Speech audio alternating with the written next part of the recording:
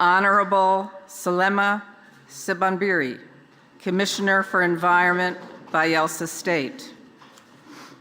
Our distinguished delegates from Pakistan, Senator Sherry Raymar, who's the head of the delegation and former climate change minister of Pakistan. Welcome. Senator Simi Ezdi, chairperson of Senate Climate Change Committee, Pakistan. Senator Nuzhat Sadiq. Mr. Asim Khan Goraya, additional Secretary, Senate Secretariat. Senator Nisar Memon, Executive Director of the Water Environment Forum. I want to say just a very, very short thing about our objectives today, and then I will hand it back to Freeman. So, what do we want to address today with this Delta Convention? The challenges of the river deltas right now and how they are impacting our local communities. We want to give some insight into the process and progress of the draft of this convention. We want to explore opportunities and platforms to support communities and provide them with solutions. Solutions are very important. We want to explore opportunities to collaborate with governments in river deltas to support communities at the grassroots level. And finally, we want to propose that local communities, youth, and women are the priority stakeholders to address these issues faced by river deltas. In conclusion, we really know that through a new UN Convention on Conserving River Deltas, we can work towards peace through our common goal to provide clean water, sanitation, and livable communities for all of us. This will lead to direct action to help our communities and fulfill the promise of why the United Nations was formed and what the possibilities are that it can do globally. We have a real opportunity to take action, and I hope that in the next years to come, we will. So before I hand it over to Freeman, I would just like to say that we have very distinguished people here today, many important people, and people who have been working very, very hard that need a voice today. We only have 90 minutes. We're asking everyone to try to be mindful of time. Janine, who is sitting, raise your hand. We know where Janine is, right here, is going to put up a little card just to make people aware that maybe this is the time. And then Freeman and I will also, please, we want to be polite, but we also want to make sure that everybody has a chance to speak. So thank you very much, and I will turn it over to Freeman.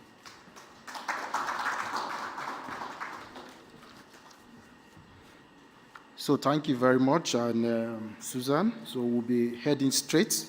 In order for us to ensure that we have time, we just have a short message, and I'll start it this way. To say good afternoon, distinguished and respected invitee speakers and government to this important, life-fulfilling and people-centered event. First of all, permit me to recognize the following distinguished personalities, and please note it's not in an order of hierarchy. The Executive Governor of Bayelsa State, Senator Governor Diri. Again, want to say here, congratulations on your re-election to lead the good people of Nigeria Bayelsa State. Nigeria Bayelsa State and their Douye people that is committed to this cause of a UNCCRD, a UN Convention for Conserving River Deltas. Also, we want to also say the large Senate delegation for Pakistan led by Senator Sherry Raymar and all ministers, friends who are here, and the Honorable Commissioner Directors are all present. First, you that is seated here is very much respected, which is why my statement will say welcome. So today's special event is going to lead to an unveiling of an international multi-stakeholder platform that is geared towards the protection of the human, socio-economic, environmental, and the human perspective faced by a large population of hardly discussed people living around rivers and ocean-facing deltas across the globe. This is a targeted journey that started small, but with committed stakeholders who are drivers. We are hopeful that when the UNCCRD is fully operationalized, we substantially address some of the common challenges and peculiarity of deltas, including the less discussed impact that are terrifying, especially highland to lowland significant documented challenges. Climate change in our deltas are increasing daily, with new devastating reports of impact, especially in local communities with indigenous people living in such prone landscapes. If we have an estimated 500 million people, who is a large number to be neglected in global discourse, especially as global finance, including climate actions, are becoming more limited. Only a little amount of these monies flow directly to where the challenges are felt. This is disheartening. We are concerned not to reach a stage where the problem far outweigh the available finances either to adapt, mitigate, or build resilience or come back after shocks. Now, we understood the role local communities or active citizen participation can play in finding solutions from local to global. Indigenous people knowledge are key to global solutions. These are some of the disturbing and heartbreaking emerging issues that this Convention on Conserving River Delta from the UN to the people is going to address, to look up to, so that the global goals before and after 2030 will happen to everyone in good faith. More people are displaced yearly due to flooding. It's pushing more people into hunger, getting population into food insecurity the more. This new form of migration we now see with an astonishing population is called migration for survival. Previously, the migration we know is rural-urban, but there is now migration for survival. And this was a case we saw. And this can lead to more conflict if we put all these things together, can become a distort to global peace and instability. So UNCCRD has come to address emerging issues leading to some of these challenges we have mentioned. So it is not an issue of global South. So it's not like a convention that is seeking for funding or for money alone, because if we saw what happened in Mississippi, we saw what happened in Vermont, we also saw similarity in Germany. These are issues that we cannot look at the associated conflicts and abuses, especially local people, because infrastructures are really not there. Now, in 2022, there was a serious flooding incident that occurred in Nigeria. And Nigeria, Bayelsa State, for example, placed 9 out of the 8 local governments underwater, including the capital, Yenagoa. Part of Bangladesh, Pakistan, that led to loss and damage fund. But with little of 400 money that got into it, I imagine what it can address.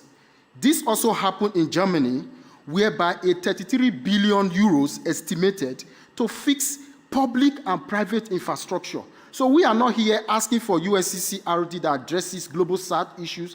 It's a common problem.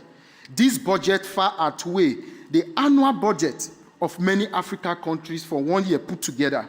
Secondly, we don't have the kind of well-developed infrastructure that we have in Germany. Yet, Germany has 33 billion to fix. So if it happens, it's challenging. So this is why we want to see, because COVID-19 taught us that these challenges are enormous. We need to look for proactive, not reactive. Our governor is here, our ministers are here. He went to the nooks and crannies of Bayelsa State. If he tells you that governance become very more expensive for him at that time, we might not understand or quantify, and stressful because we can understand the kind of movement. So we need to be more proactive and reactive to ensure that global access to finance, including for climate action by this country. So people at the grassroots, lack appropriate solution because they don't have the adequate finance and inclusivity. So we need to promote equal access and participation in financing, governance, and negotiation. So UNCCRD formed into the United Nations game-changing global drive to promote inclusive and active citizen participation in governance and decision-making, access finance, and providing for indigenous knowledge. We don't want to wait further until this problem consumes us, particularly as finance is limited, including for political governance.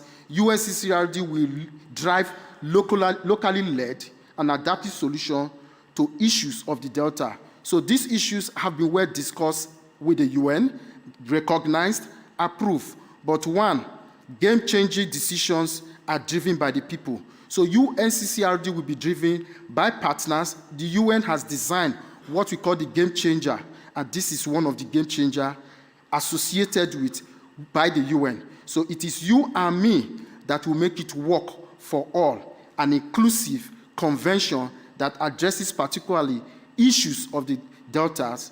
Thank you very much.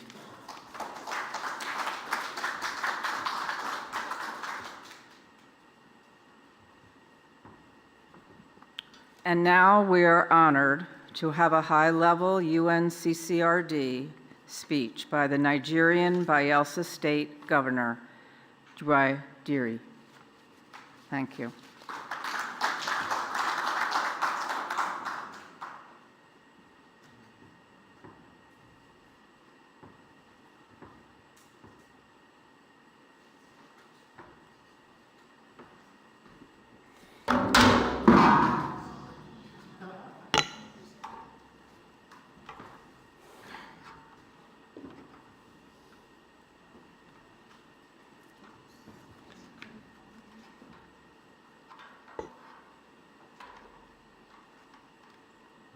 Thank you. I recognize the high-profile delegation from Nigeria, particularly the ambassador, former ambassador from my state, Ambassador Igali, the Honorable Commissioner of Environment, the President of the Joy Youth Council, and other team delegate members that are here. I recognize distinguished senators from Pakistan and other high-level officials from Pakistan and other organizations that are being represented, partners that are represented here. This is an address by Senator Douye Diri, the governor of Bayelsa State, Nigeria, at this unveiling of the United Nations Convention for the Conservation of the River Deltas, Expo City, COP28, Dubai, today, the 4th day of December 2023.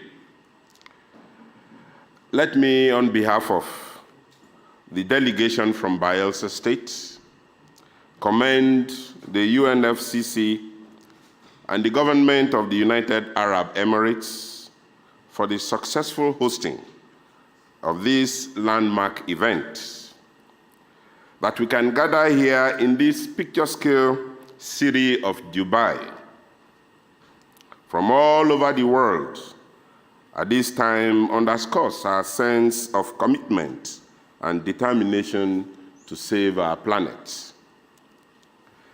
I must state, as earlier underlined by the leader of the Nigerian delegation, His Excellency President Ahmed Bola Tinubu, that the new global impact which is emerging from COP28 gives us all hope for a better tomorrow.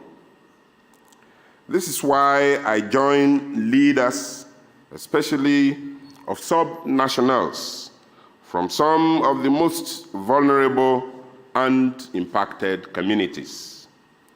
The deltas, to re-echo a very clarion call. We need little activism to restate that the world's deltas and wetlands are increasingly facing extinction. Ladies and gentlemen, the matters affecting our deltas are worsening by the specter of rising sea levels, which has severely and severally been discussed at various sessions during this conference. Clearly a product of human activities resulting in the depletion of the ozone layers and also resulting in the melting of the glacier waters. The ocean waters around our coastal areas are swelling by the day. The oceans around our deltas have therefore continued to mount an unprecedented assault on our fishing ports, villages, and towns. In the past few years, at least 20 of our communities have all been extinct as a result of this. According to the scientific reports from our experts between 1991 and 2018, the shorelines of Bayelsa State and its neighboring states of Rivers and Akwa Ibom witnessed considerable retreat and erosion with respective measurements of 81.532 meters, 17.519 meters, and 8.9590 meters. The rates of shoreline migration and erosion were recorded at 11.1 meters per year, 7.2 meters per year, and 5.5 meters per year, respectively. In the context of erosion along the shoreline retreats, the Nigerian's Bayelsa State alone accounted for 66.6% of coastal erosion and shoreline retreat, while Rivers and Akwa Ibom, our neighboring states, accounted for 14.43% and 10.63%, respectively. In October 22 of last year, my state, Bayelsa, encountered a devastating flood, resulting in the near submission of the whole state. And as you heard, indeed, the capital city of the state, Yenagoa metropolis. The United Nations resident humanitarian coordinator and representative of the Secretary General, Mr. Matthias Kemali, who at that time attended to my invitation, said thus, and I quote, "What I saw in Bayelsa reminded me of the images that I saw in Pakistan, and the world took note of that. This is a crisis of major proportion and deserves everybody's attention," unquote.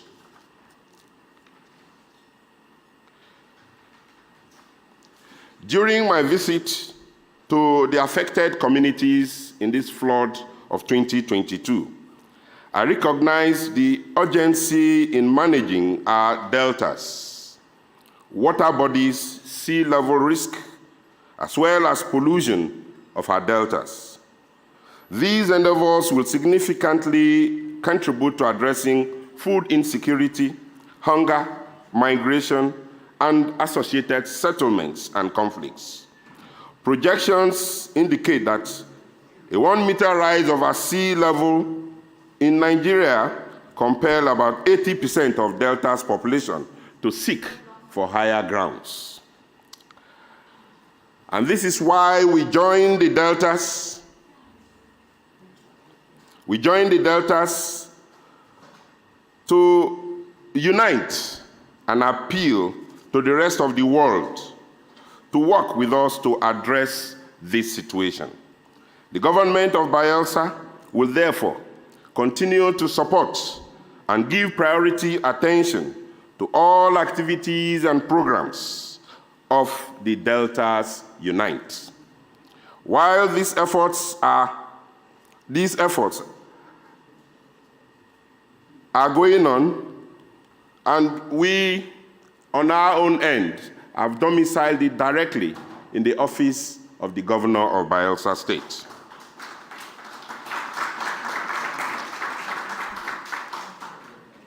In this regard, I would like to announce the readiness of the government of Bayelsa State of Nigeria to host the inaugural International Summit of the Deltas Unite in Yenagoa, Bayelsa State,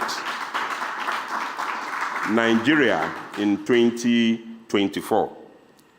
This will enable our various experts who, by the way, have done incredible work so far to further interface and articulate our common position on the pertinent issues of utmost priority to the needs to bring to the front burner a major thematic issue, and especially the United Nations program on the UNCCRD.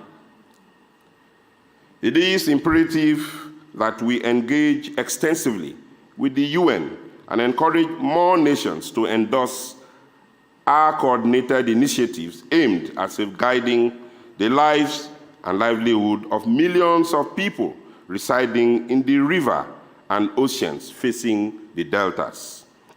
We cannot overlook the undeniable reality that the sustenance of the burgeoning population hinges significantly on these deltas, encompassing crucial global climate change mitigation efforts. Consequently, we must accord paramount importance to the preservation and the governance of these areas. Our collaborative mandate following COP28 entails the operationalization of the UN Convention for Conserving the River Deltas commencing from next year, 2024. I therefore encourage you not to relent in supporting the United Nations Convention for the Conservation of the River Deltas, UN-CCRD, until it becomes operationalized. Finally, permit me to appreciate the United Nations for providing us this platform to further engage and recognize the UNCCRD for the protection of our global delta. Thank you.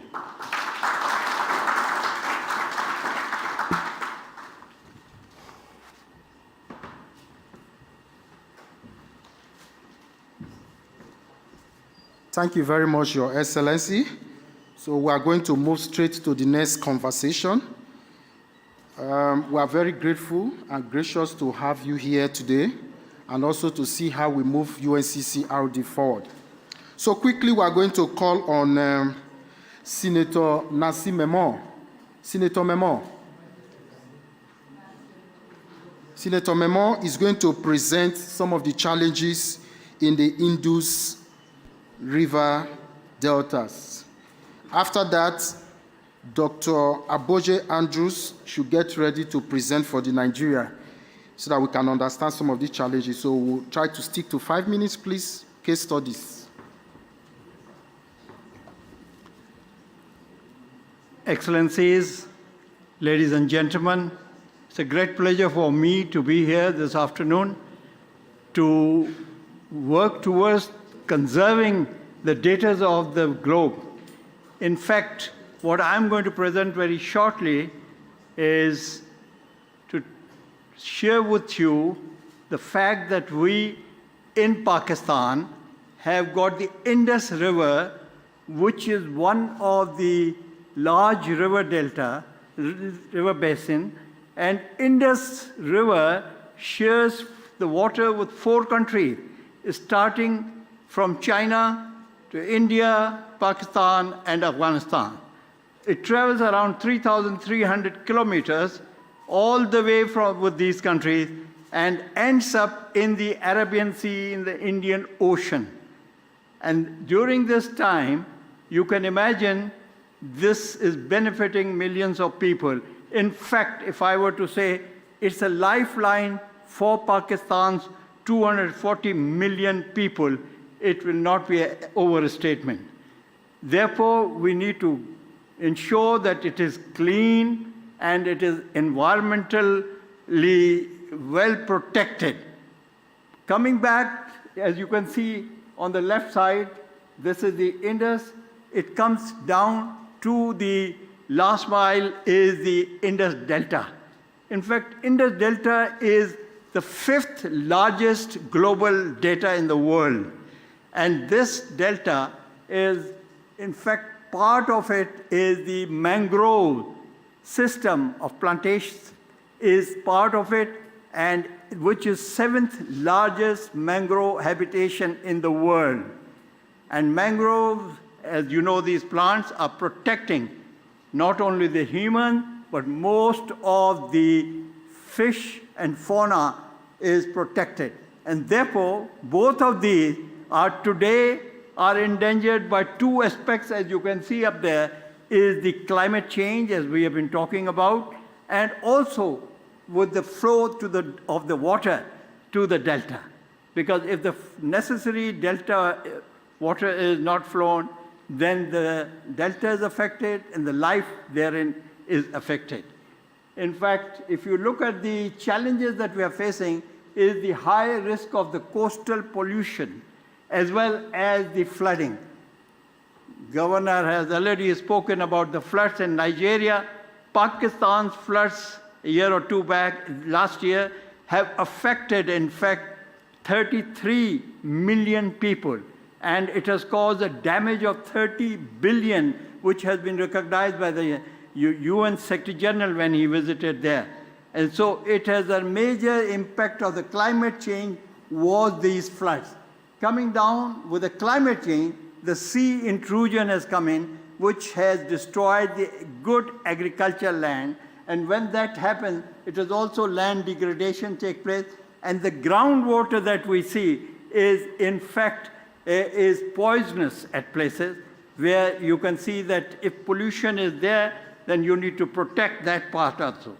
Now, at all of these challenges that we have, we see that there is a livelihood problem, there's a human migration, and this migration, wherever it has taken place in the world, we are not the only delta, but all the delta where the migration takes place, it brings in the socio-economic, political, and cultural, as well as environmental issues.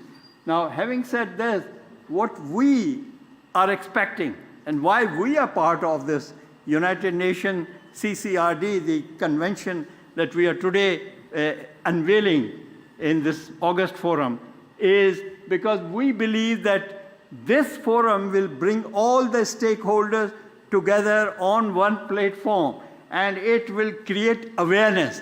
So we are here because the creation of the awareness that is expected at the global level, at the national level, and in all the regional level. And then secondly, I'll say, all of this can only be done if there's a private and public partnership. As you mentioned very rightly, Governor, that there has to be, everybody has to join hands. And more important is that we cannot leave it to the government. We have to have the private sector because they bring in, and this is happening all around the world. And even in the COP, you see that there are all the companies that are there, private sector, and they are working on this. I will now touch a very important issue of the transboundary issue, because we are sharing the water with India, we are sharing the water with other countries. Therefore, there has to be a good understanding, and that's where the United Nations comes in. that's where we all come in. And all of this, if we achieve in the UN, convention that we're talking, we'll be achieving the SDG goals of the United Nations, which we all are committed by 2030. Having said this, I think COP28 has started very well because it is all issues that we are talking about are across the borders and all the boundaries. And it talks about nature, life, and livelihood, and also the president, incoming president, the Honorable Minister Jabir, has already announced that there will be not only migration, there will be mitigation, but there will be twice the adaptation. And I'll just close that he made the comment, that commitment to save the delta. Now, having said this, lastly, I'd like to close by saying, what is Pakistan doing? Pakistan as a government, previous, present, and the future, are committed to the global national plan. And I here want to show you that there's a national adaptation plan because we have the NDCs moving to the NCC fund. We have a National Climate Change Fund already there. And we are not expecting only from the world, but we ourselves are working together. And this is the National Adaptation Plan. The one that is brought in, the writer is the Senator Sherry Rahman, who incidentally could not join us today because of the flight issues. But I thought I'll just share that this is there. And lastly, the current government has just next door in 85, we are 84 building, Pakistan has already launched with the Prime Minister. If you go back, please, just one thing. The Living Indus initiative, and we are committed to providing $11 to $17 billion will be needed. But Pakistan is recharging its own resources and provided its own $78 million. Having said this, finally I close by showing you the last chart. Look at the life of the one district is the Delta, the adjoining one is Karachi. Here are the poverty, and here are the migration taking place. So you can see the social problems that take place. With these words, I'll say thank you very much. Thank you very much, Senator Nisa Memon. We actually apologize that we know that the time actually is not sufficient, but the unveiling has. So quickly, I want to call on Dr. Aboje Andrews, who is going to present the issues in the Nigeria-Niger Delta. Thank you.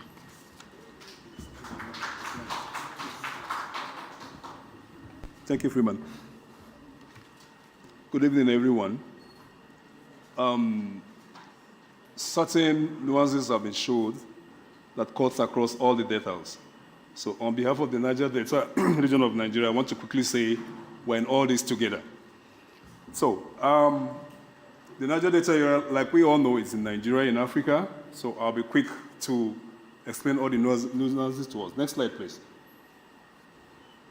So when you say the Niger Delta region of Nigeria, we have various states that make up the Niger Delta. Now, I want you to take a very close look at this map. Bayelsa State, which is in the forelead of this today, is sitting right there in the ocean.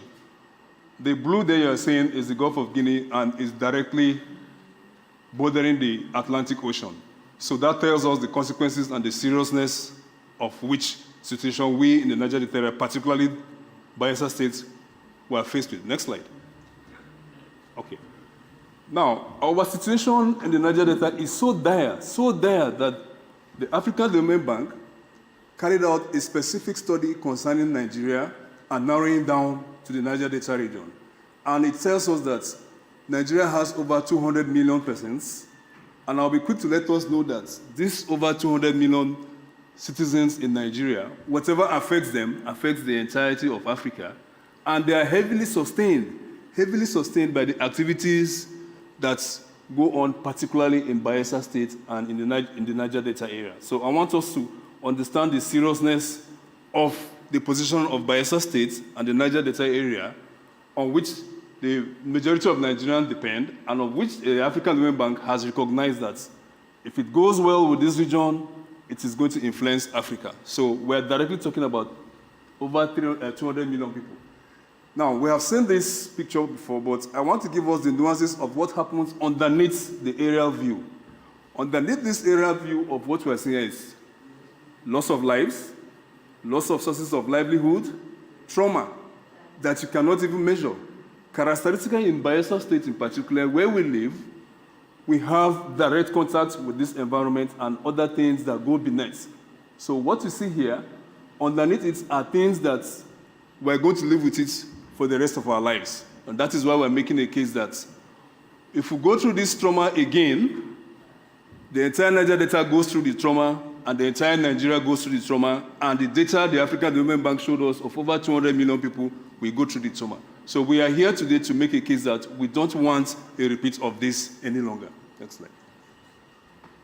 So we have explained and we've heard severally what climate change does to us, particularly in the Niger Delta area. We have seen increase in sea level rise. We have seen coastal erosion. We have also seen where persons have moved further into the hinterland, as Excellency has explained. And particularly, we have also seen cases of saltwater intrusion. What that does to us in the Niger Delta area, particularly in Bayelsa State, is this. We have a relatively short water table.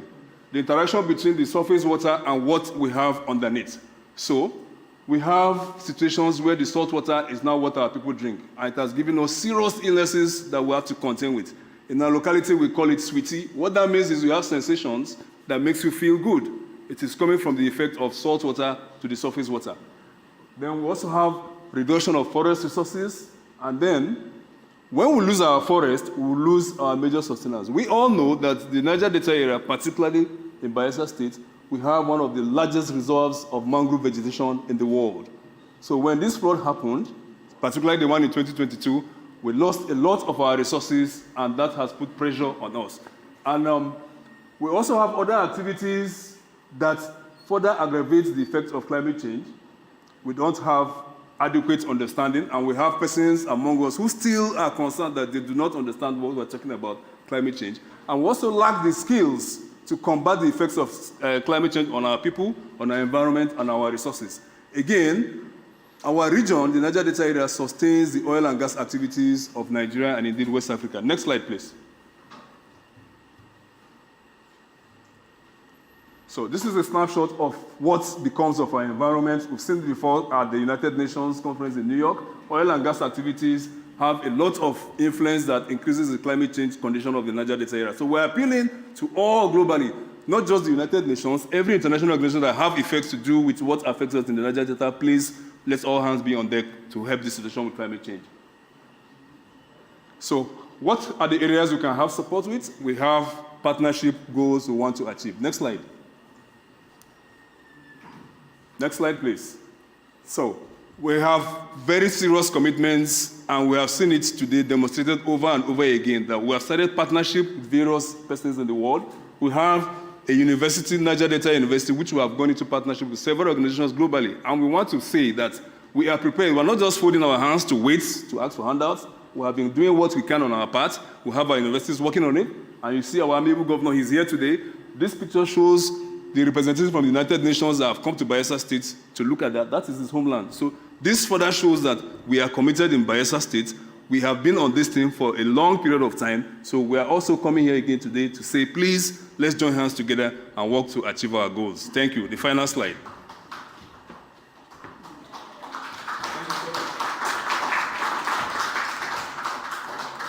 So thank you very much. So the photo was with His Excellency and Leslie, who is the head of the Terra Global Capital in the United States, who came, were actually advancing a RED program and project in Bayelsa State. Thank you. So quickly, Professor Asim Ziao is going to present the issues in the Mekong River Delta in Vietnam. Thank you. Asim? Well, thank you very much. I'm really glad that we are congregate here to discuss the UN Convention. I want to present a little bit a slightly different perspective, both the global aspects, but also the integrative Highlands to oceans perspective that is needed, because what is happening in deltas is not only caused by the problems in the deltas, it's caused by the problems that are outside the deltas that range from global climate change all the way to Highlands to oceans problems. And the climate change is causing disruptions in the water cycle problem. So here what you see is this kind of like the lasers showing that on the highlands there are snows, glaciers that are melting, at the same time sea level rise, and there's a lot of human intervention in the systems that is causing that problem. So on behalf of the Transboundary Watering Cooperation Network, you have heard from Indus and Niger Delta, but I want to add some of our other partners who are part of the Twin Network who couldn't be here, especially Mekong River Basin, Jordan River Basin, and Amazon River Basin, and Nile River Basin. I see one of our partners just showed up from the Nile River Basin. Really, thank you so much, Amira, for being here. I think I just want to present the perspective here, the climate change. So just so you know that we are already committed to, even if we take Paris commitments actions, we are already committed to, under the very low emission scenario, about a 0.5 meter sea level rise by the end of this century. That means that 0.5 meter rise means that we would be losing about 50 million people would be displaced, no matter what. By the end of this century, we are on the path to the worst case scenario at this point of time because of the inaction on the climate change.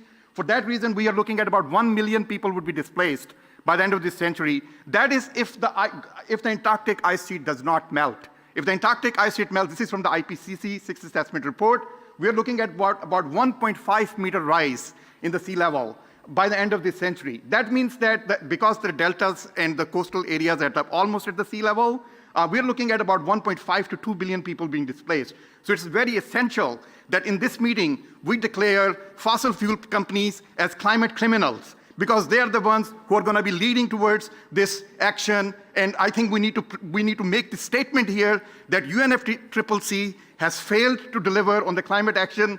For that very reason, we need a new UN Convention on Conserving River Deltas. As I mentioned, we have, you heard about the Indus Basin.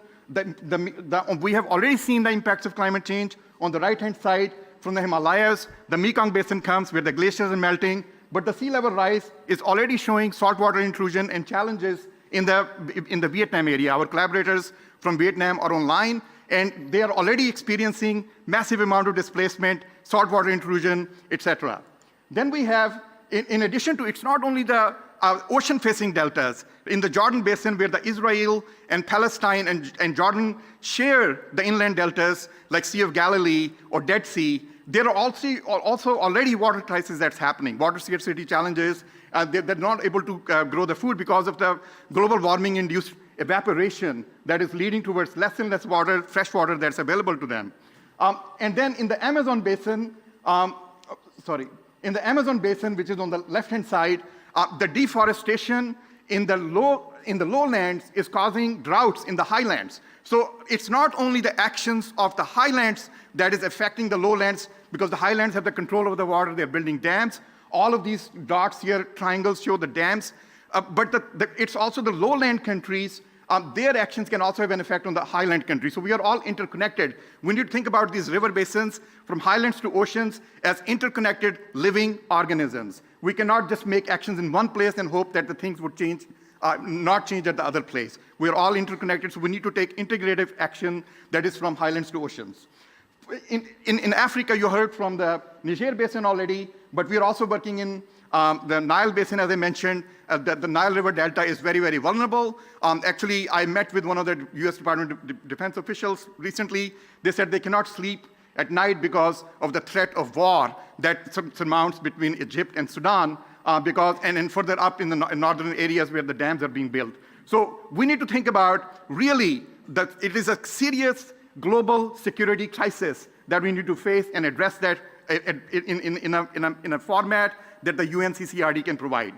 Similarly, we have collaborators from Congo River here. Congo River Basin is also as much vulnerable as the other basins.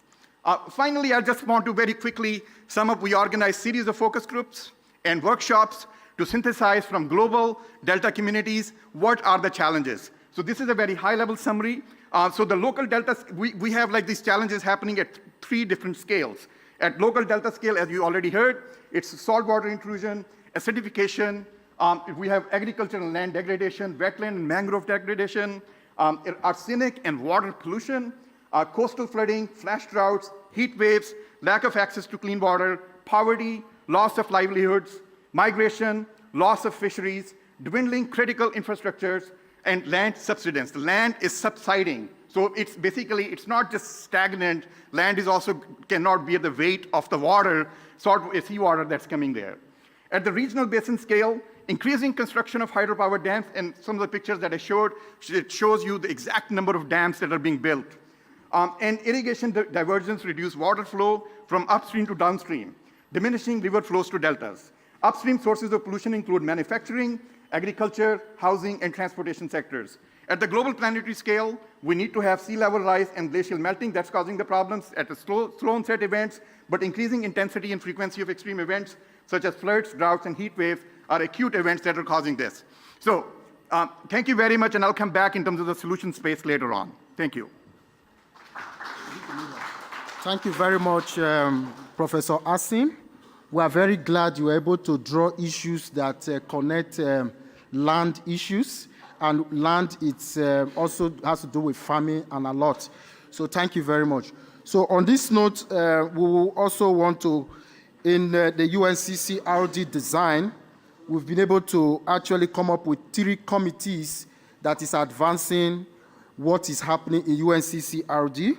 We have the science and the governance. So at this point, I want to call on Professor Mickey Glantz.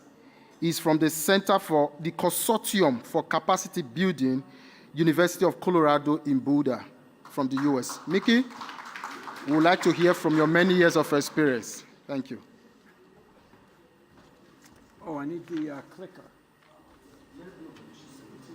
She's going to give me the clicker. Thanks. What's that? Okay. Hi. So what I intend to do is talk to you in 10 slides about deltas. Okay? I'm not a delta expert. I'm a social scientist. I work with delta people and scientists. I help to put together scientific interest in the deltas, because if we're going to have some kind of movement in the UN, it's got to be science-based. And this is science-based. And I have some new news about that.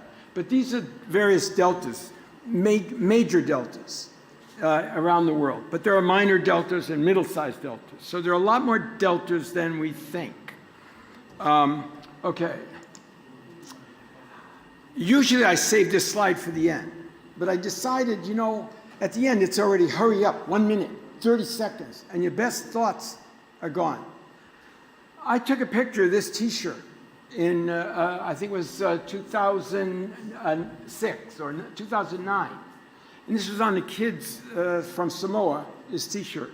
You have been negotiating all my life. You cannot tell me you need more time. Deltas don't have any time.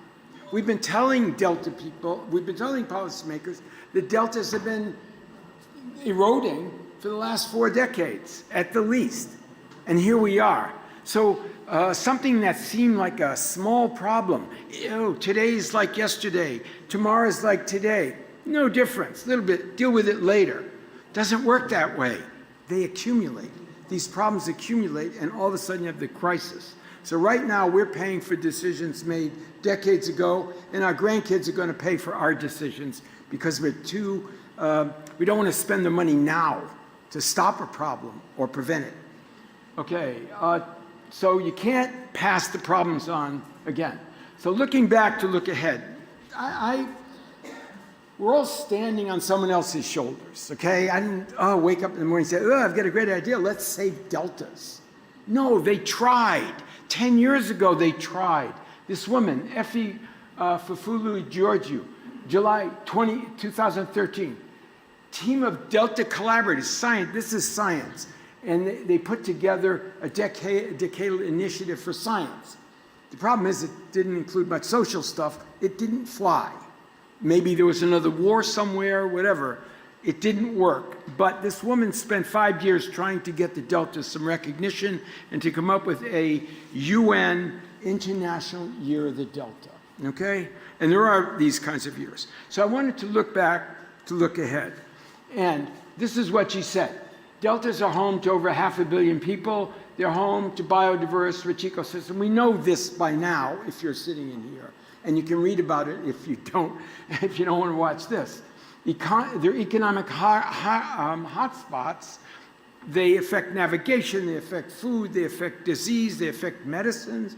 The loss of delta is a loss, but these are the problems that they have. Okay, they're disappearing at an alarming rate, blah, blah. You can read about this, sea level rise, saltwater intrusion, etc. I'm rushing the clock here. Okay, biodiversity, these are goods and services. I mean, this is what we get out of the deltas. Biodiversity, fisheries, mangroves, storm protection, delta soils are fertile, medicinal properties for health and folklore and all that stuff. Sequesters carbon through the mangroves, all right? Nutrient cycle, nutrient cycling. I don't know if you're holding up a sign or taking my picture. Okay, I want my 30 seconds. Okay, so anyway, these are goods and services. This is wonderful. This is what the Millennium Ecosystem, oh, you got no chance. This is, you know, this is what the Millennium Ecosystem Assessment done in 2005 said. It said, goods and services for human well-being. Sounds great. Okay, but what's going on in the delta? Slow motion changes, incremental changes, what I call creeping environmental problems. If you look at that, flooding in the river basin, storm, tropical cyclones increasing, saltwater intrusion, you know, blah, blah, loss of degradation of agricultural lands, sediment loading varies, sometimes a drought upland, no sediment, or too much sediment at other times, just doing floods below, okay? So this is future disasters in the making, and it's now. Here's this thing I did called Hotspots, Hotspots Pyramid, okay? Now, not all changes to the environment are bad. I want to live somewhere. I'm not pushing anyone out. I got some space, I'm going there. But after a while, it's like mangroves. You cut down a piece of mangrove to raise some shrimp, okay. Somebody else does it, okay. When 1,000 people do it, the mangrove's gone, the fish nursery is gone, it doesn't make sense. You have to control this stuff. So this is it. Flashpoint, I say, when you identify that it's a problem, start dealing with it then. Otherwise, you get to this flashpoint. Firepoint means it started, you might as well move on. Then you get this. For many deltas, the future has already arrived. Stop talking about 2050. Stop talking about 2100. It's here. We're losing deltas, and as you've seen with flooding and all that other stuff coming down. Dr. Savitsky is a delta expert who made me a delta expert in a year. Well, some months, okay? Now I feel that I'm an extension. But she's the great one. It started, this activity for deltas started as a grassroots thing. Let's do something about the deltas. Nobody cares about your delta. You live in Nigeria, no one cares but Nigeria. You live in the Mekong, no one cares. No one cares about my Mississippi River, except the American government, which also may not care that much because it's one state. You see? So this is true. This is a problem. That's why I thought, why don't the deltas get together and have a loud voice? And the inspiration for that loud voice, okay, so I'm going to say scientists from around the world, and I haven't talked to every one of them, but I have talked to 20 that Dr. Savitsky put me in touch with. She is a major expert. She got them from Tokyo to Colombia, to Bogota, Colombia, to various places, the Indus, etc., Mekong. So we got them to write and say, we're willing to help. I have them on email. They can't deny it. You've got, we'll help, we'll advise, we'll give you advice, free. We want to do this. The time is right. We tried 10 years ago, it didn't work, okay? But this morning, while you were all sleeping, I got an email from the Mega Delta program of the Ocean Science Decade of the IOC. The Mega Delta program of UN Ocean Science Decade today sent its support for DeltasUNite. Now, you got so many scientists now, you know, I'm just letting you know that the scientists are behind this. So when the UN says something, I think we can say it. Now, this is what we're trying to avoid. Do you all remember this? When the Maldives, the prime minister, they had a meeting under the water. You know, that's not going to happen in the deltas. People are going to move. But this was to make a point. I'll call back. Anyway, So then going back to this thing about goods and services for human well-being, it's only half a problem. It's like clapping with one hand. What do you need for the other hand? It should be human goods and services for ecosystem well-being. I can assure you the ecosystems do not care about us. The grass and the trees are sitting there saying, well, wait till they screw up the planet, we'll get it back when they're all gone. So I think this is one of my major points, okay? It's time for the Deltas of the World Unite. We're not the first to do it. No one cares about anybody else's delta, a desert. Nobody cares about anybody else's island nation. They got together. Desertification got together. They have a convention. AOSIS gets attention. Rather than one island, 31 got together. They have a loud voice. Deltas can have a loud voice. Okay, even if you're on the right track, you'll get run over if you just sit there. The point is, climate change future is arriving earlier than expected. The good news is the 2020s are now the 2050s. What's worse, the 2050s are likely to be 2100. What we expect to occur in 2100 will be popping up by 2050. We'd better get on a stick and get going. That's it. And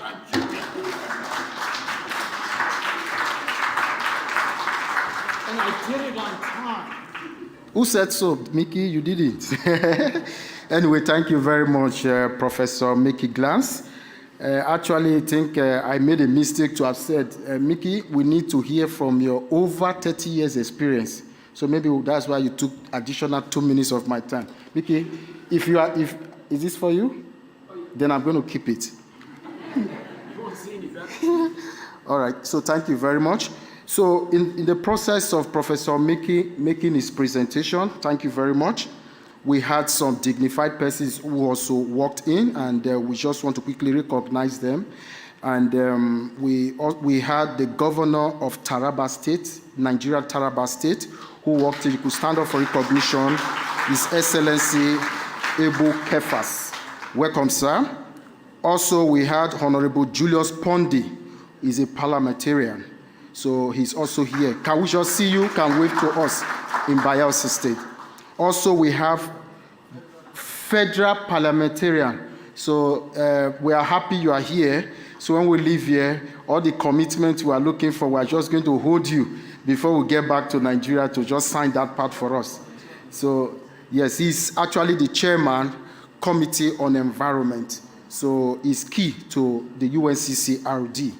Also, we have Julius Ronnie, who is here and is a leading investor in Nigeria. Thank you very much, sirs.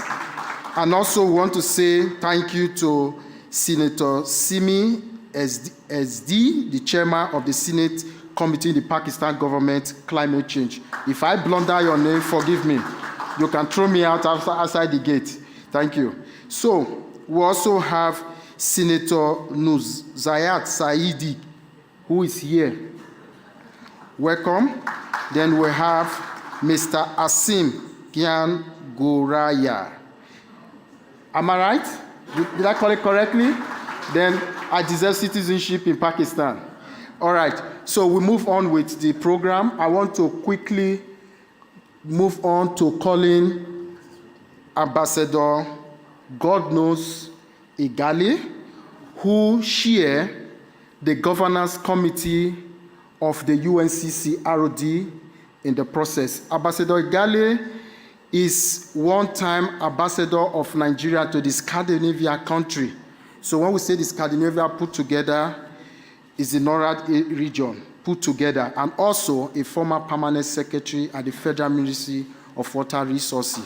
So he's deep in what we are doing, and we are privileged to have a father like him driving UNCCRD. So he's going to tell us the governance structure being proposed. Thank you. Thank you very much. Can I invite Wakede to join me?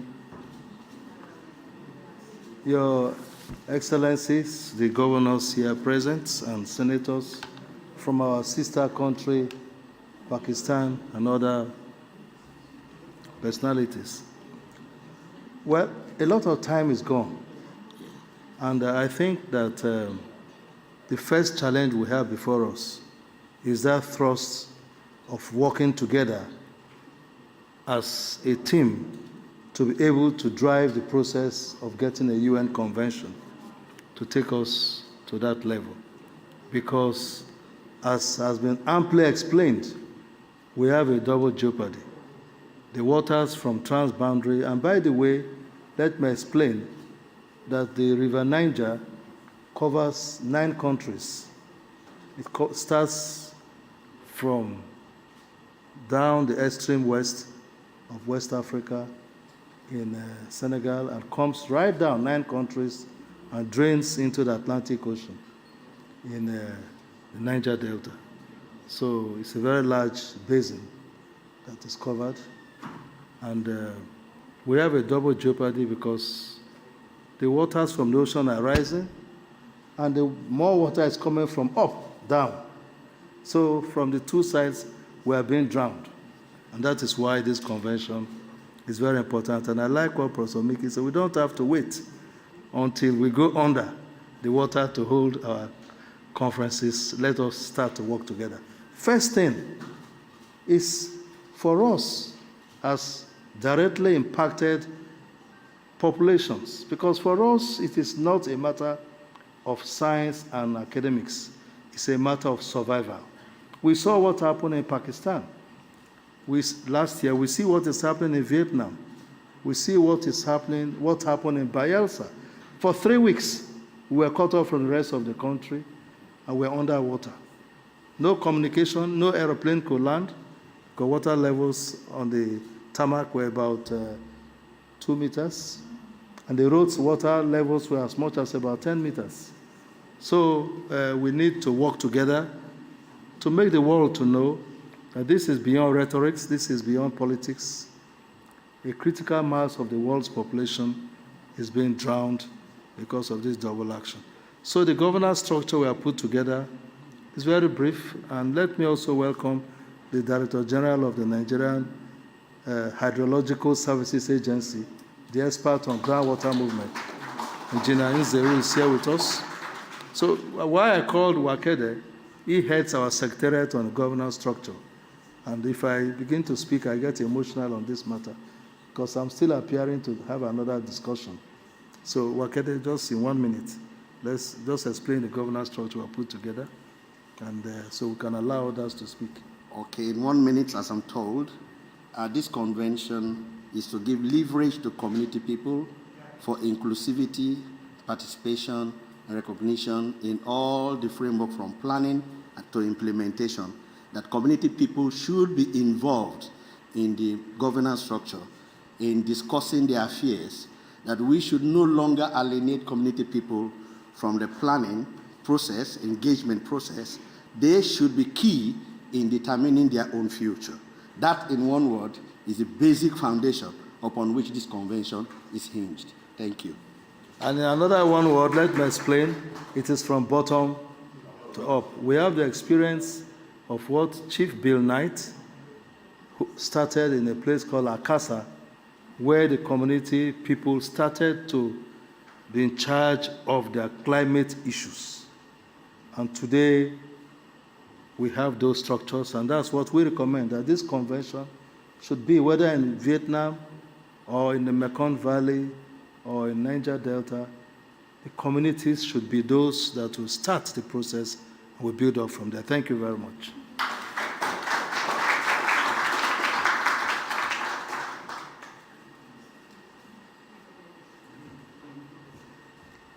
Thank you very much.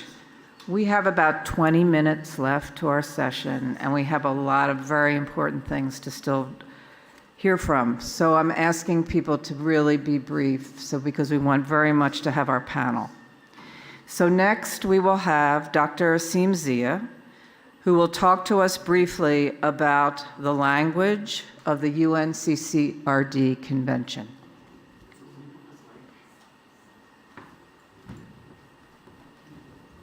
Well, so I have to cut down my 7-minute, the text that we're working on the UN Convention into 2 minutes because of the shortage of time. So I will be provide you high-level overview and of what is being included in the conventional draft. We are still working on including the process of like how to bring together. So, but just very quickly, as I mentioned already, since the problems do not lie just in the deltas, we need to address the problems at multi-level governance problems. So because the problems, as I mentioned, are also at the basin scale as well as the global scale. So we need to have a multi-level, inclusive, and anticipatory governance solutions perspective that are being embedded. So we have collected the opinions so far from a variety of stakeholders across these river basins. We want to establish intergovernmental UN-CCRD secretariat. So it will not be just a governmental secretariat, it will be intergovernmental, so that enabling direct access to indigenous, youth, and vulnerable communities. We want to enable inter-delta sharing of knowledge and resources so that there is learning from each other. As you heard from Professor Glantz's presentation, there's a lot of work that's already been done, but we can learn a lot from each other. Promote transboundary cooperation from highlands to oceans among all riparian partners, which would mean equitable allocation of water quantity and access to clean water. We want to preserve minimum environmental flows in rivers and implement global water quality standards. So those would be critical that will require action across not only at the global scale, but also within the riparian countries. As I showed you, each river basin is a living organism, and that requires to be, the actions need to be taken by all riparian partners in order to ensure that there is water, clean water is available at the delta scale. At local to global policy solutions, we want to raise funds both from private and intergovernmental resources to mainstream community-centric early warning, early action systems that include integrative highlands to oceans actions. Not just actions at the delta, but the actions would need to be taken in terms of like where the dams are being built, where the pollution is entering the sources. We need to address those right at the source. Empower and fund community science. We feel that community science is critical for us to get the data and hear directly from the communities and engage them in the action. We need to pilot basic income support programs for vulnerable populations so that they do not have to be living in the refugee camps forever. Rather, we want to build adaptive capacity for them. Finally, anticipate and plan for migration of vulnerable delta communities. With the migration is already happening. We need to be proactive and anticipate that and prepare for that in the form of like anticipate where they're going to go and house them and shelter them, so that on the humanitarian grounds, this is what we owe. And I think, in my view, climate criminals need to fund that activity so that we could actually house the people who are being climate refugees. Thank you very much.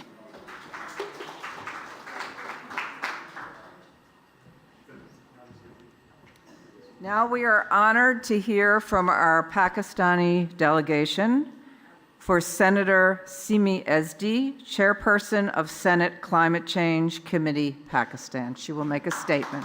Thank you.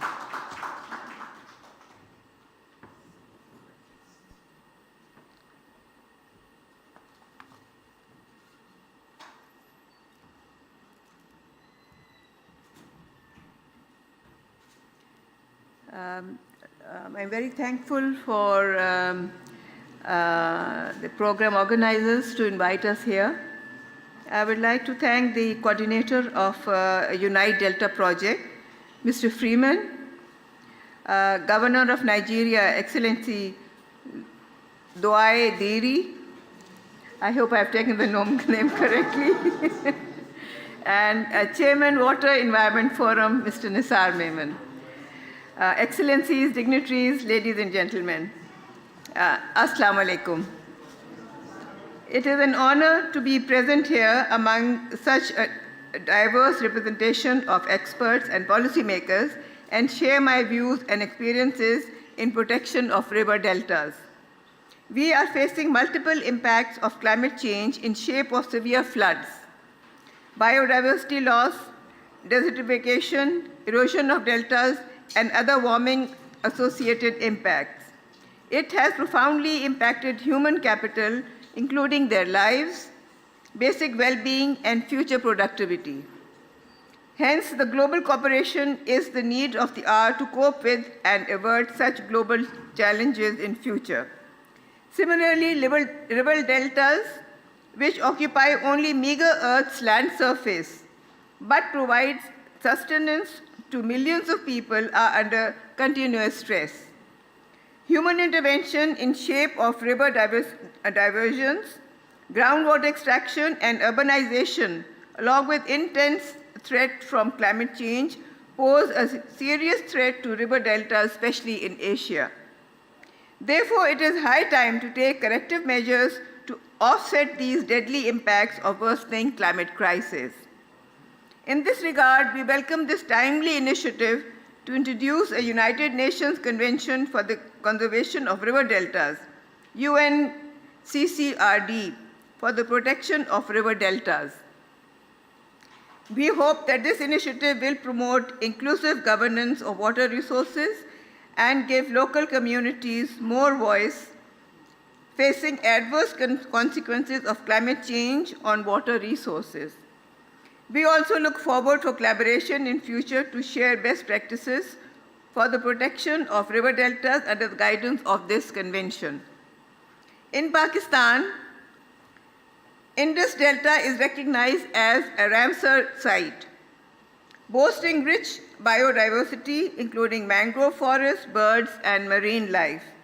However, due to constant human interventions and climate changes, has led to many destructive effects, including increased subsidence rates, high surface salinization, increased pollutants, and greater salt water intrusion into both the estuaries and the aquifers. This led to a loss of agriculture and fisheries, a major source of income to delta inhabitants. Despite being a minor contributor to climate change, Pakistan never overlooked the urgent need for better management of the rising risk of extreme climate events by better adaptation through climate-smart programs for healthcare, water, sanitation, and food security.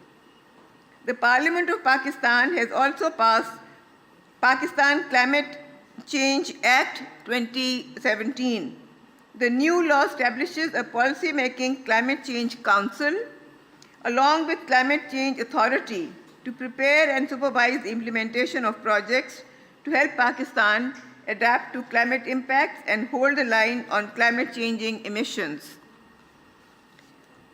We are a country with a choice on climate adaptation and mitigation. We have shared robust natural capital restoration efforts, and because of our efforts, we have managed to reduce 8.7% of CO2 emissions. Our initiatives include the Living Indus Initiative, Afforestation Initiatives, Recharge Pakistan, and Protected Areas Initiative, the PAI. And most importantly, our very important, the 10 billion tree tsunami project, which was launched in 2019. Because of this, our afforestation project, the UN Environment Programme, UNEP, in 2021, declared Pakistan as forest champions in Asia-Pacific region.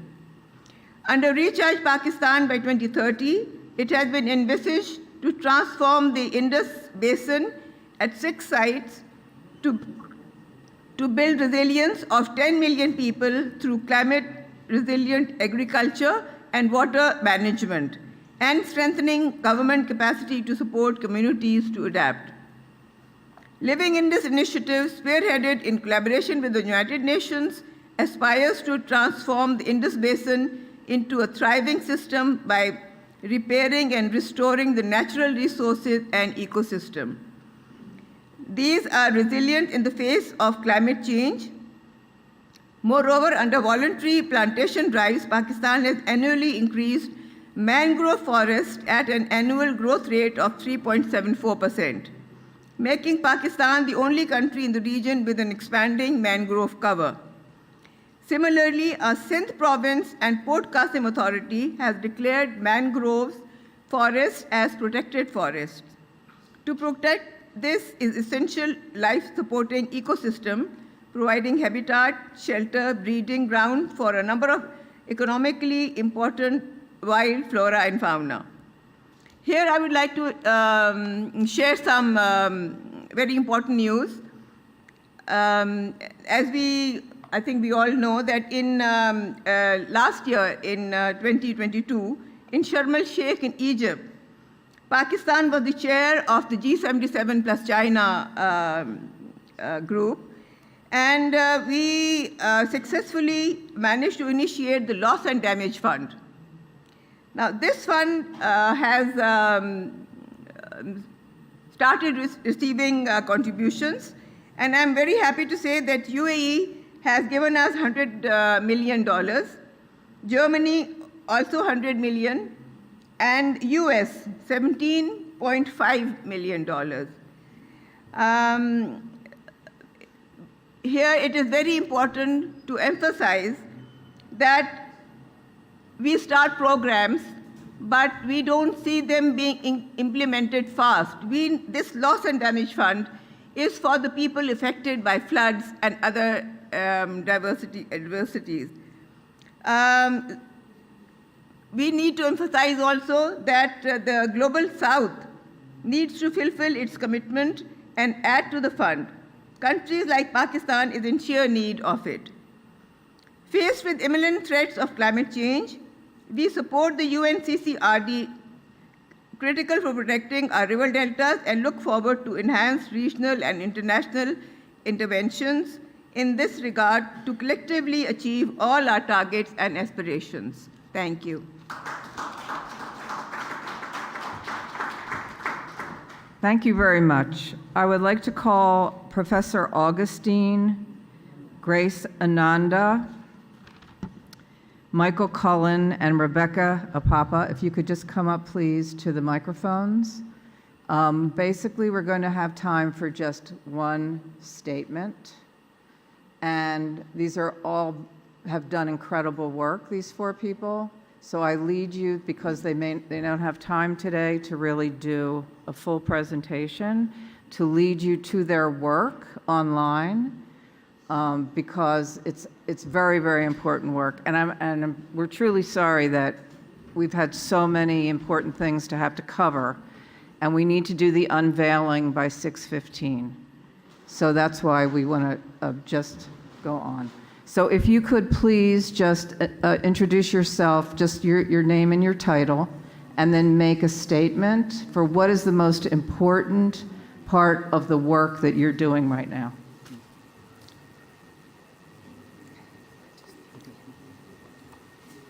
So thank you very much, our respected panel. So we had to quickly cut it short so that we could get to time. So we'll start just like the way we are seated. So we want to introduce Professor Augustine Arukwe. He's a senior research professor and top researcher with the Norwegian University of Science and Technology.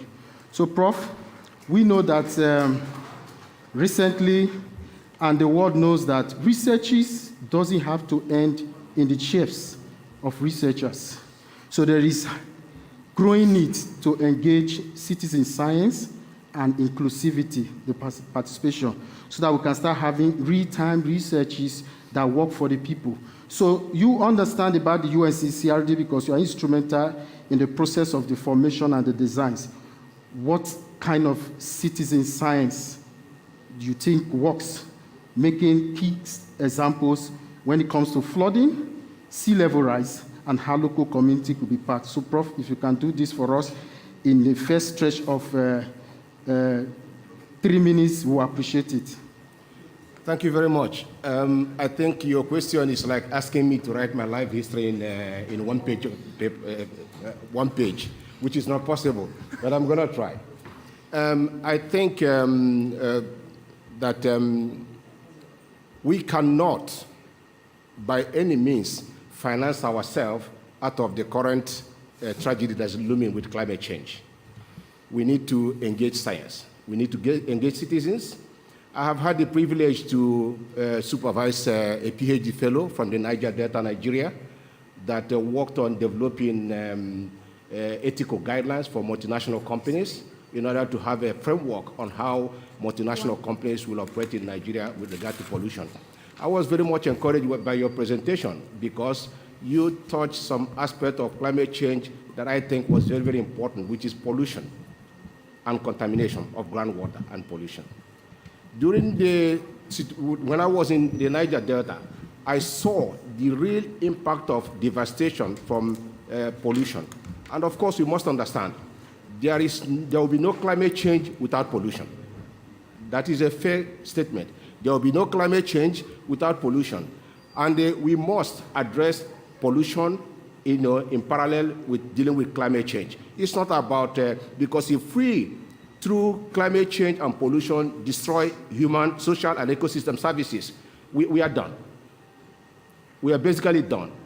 And you must understand, the deltas represent one of the vulnerable ecosystems in the world, both in terms of species diversities and other ecosystem services. And we cannot afford to let them go down. It's already getting late, and we need to address at least minimizing emission that produce devastation in the environment. And then by that way, we can deal with the issue itself. We must understand too, the entire surface of the earth, 72% of the entire surface of the earth is covered by water. And about 4% of that is fresh water. So you can imagine, if we, where we live and cause all the damage that we cause on the surface of the earth, represent 28% of the earth, then Bangladesh might stop to exist in 50 years. We can't let that to happen. And when that is said, I think in doing this, with this, new initiative, we must engage citizens because they are the grassroots. And of course, we must support science so that the younger people will understand what it means and prepare themselves for adaptation that might be very, very necessary moving forward. Thank you very much, Prof. So quickly, we will take the conversation to Grace Ananda. Grace Ananda is the Gender and Policy Advocacy person for the Habitat for Humanity International. She's in charge of the African region. Grace, quickly, in 2 minutes, please. How do you think gender is seriously affected, looking at woman and the girl child? Thank you.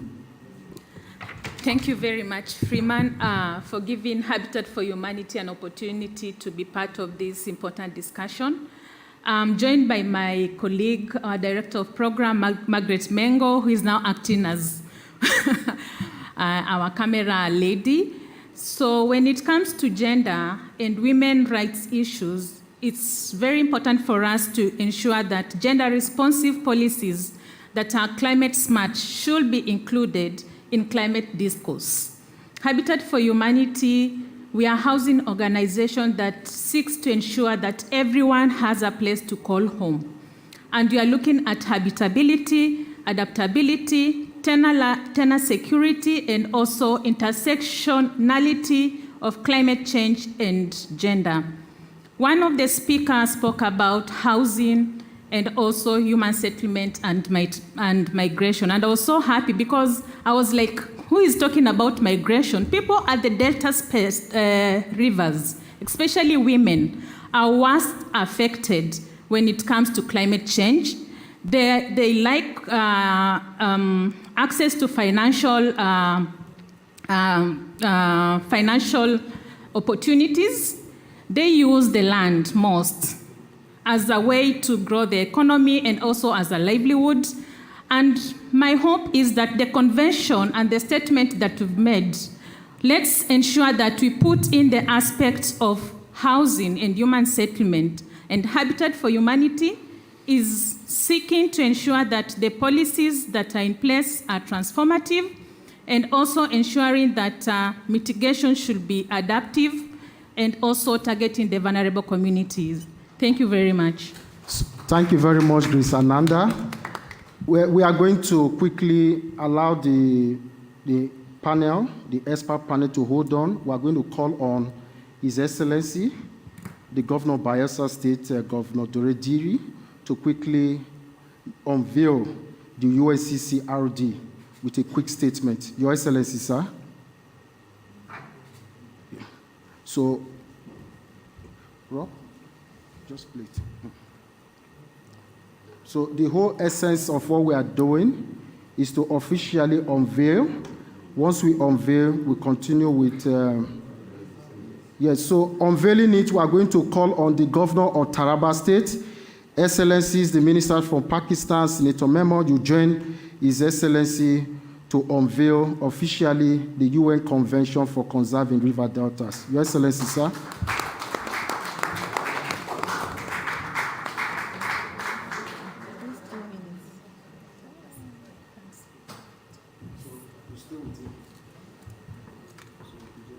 Is there any other thing that we will hold on to? No, stools.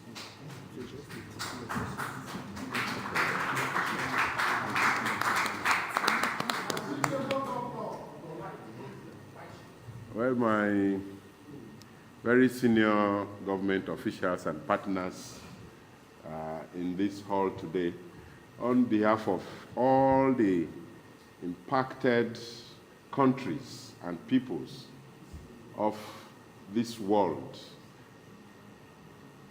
climate change and its impact on the rivers and the deltas, we hereby unveil the United Nations Convention for the Conservation of the River Deltas.